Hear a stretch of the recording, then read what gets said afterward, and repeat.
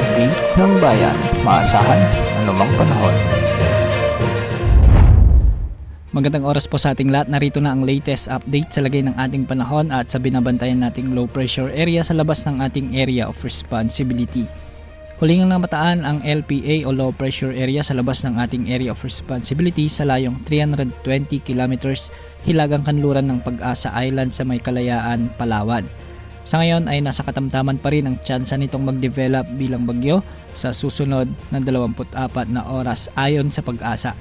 Samantala nakakaapekto pa rin ang shear line sa eastern sections ng Northern at Central Luzon, samantalang Intertropical Convergence Zone o ITZZ naman ang nakakaapekto sa Mindanao. Dahil nga sa umiiral na shear line ay asahan ang maulap na kalangitan na may mga kalat-kalat na pagulan at isolated thunderstorms sa may Cagayan, Isabela, Apayao, Kalinga at Aurora. Dahil dito posible ang banta ng mga biglang pagbaha at pagguho ng lupa, lalo na kung may mga katamtaman at minsan ay malalakas na pag-ulan.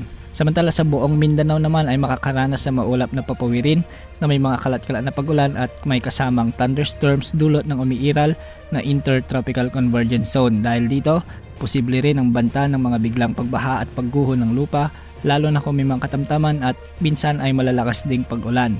Dahil naman sa umiiral na Northeast Monsoon o Amihan, ay nakakaapekto na lamang ito sa may Batanes at Babuyan Islands, kaya magiging maulap din ang mga papawirin dito na may mga kasamang pag-ulan. Samantala sa Metro Manila at nalalabing bahagi ng ating bansa ay magiging bagyang maulap hanggang sa maulap ang mga kalangitan na may mga isolated rain showers and thunderstorms dulot ng mainit na easterlies. Ito yung hangin na mainit mula sa karagatang Pasipiko. Dahil dito, may banta rin ng flash floods at landslides, lalo na kung may mga umiiral na severe thunderstorms. Para naman sa lagay ng mga dagat baybayin sa ating kapuluan, sa northern at eastern sections ng ating bansa ay posibleng umabot ang mga pag-alon hanggang 3.4 meters at sa nalalabing bahagi ng ating bansa ay posibleng umabot naman ang mga pag-alon hanggang 2.5 meters.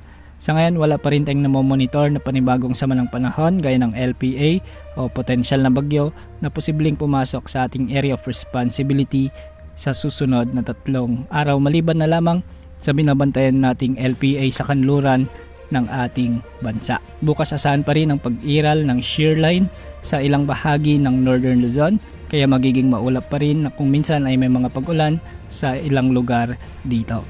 Yan ang update sa lagay ng panahon. Ito po ang weather update ng bayan, maasahan anumang panahon.